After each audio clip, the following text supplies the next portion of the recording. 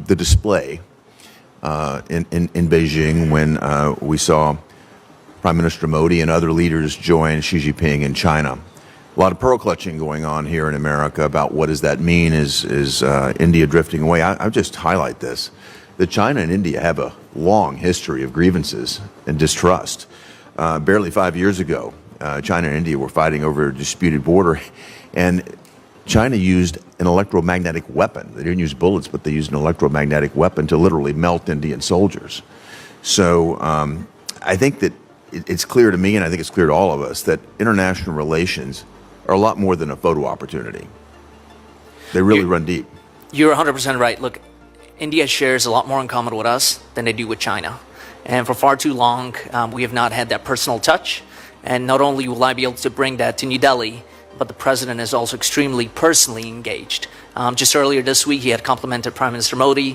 Prime Minister Modi responded in kind the next day.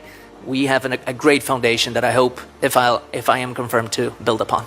I think you're going to see a wonderful opportunity there, and I look forward to the results, because having someone with your close personal ties to the president and a prime minister, as Prime Minister Modi, is tend to appreciate that tie. I think you're going to find a very receptive audience there at a time when we really need it. So I appreciate that. Can I turn in the final moments here to Pakistan?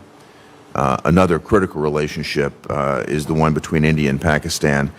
There's a rivalry that's been going on there for ages. Both nations are nuclear equipped.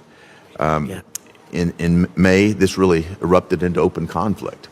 And President Trump and the administration stepped in to keep the fighting from further escalating. You were in the White House. You're familiar with the situation. I'd just like for you to comment in the moments that remain about how you are thinking about the situation with Pakistan and how you might address it. Senator, thank you for the question. I'm here nominated to be ambassador to India. With that said, as I indicated earlier, this president is heavily engaged in bringing peace. That's what he wants to do.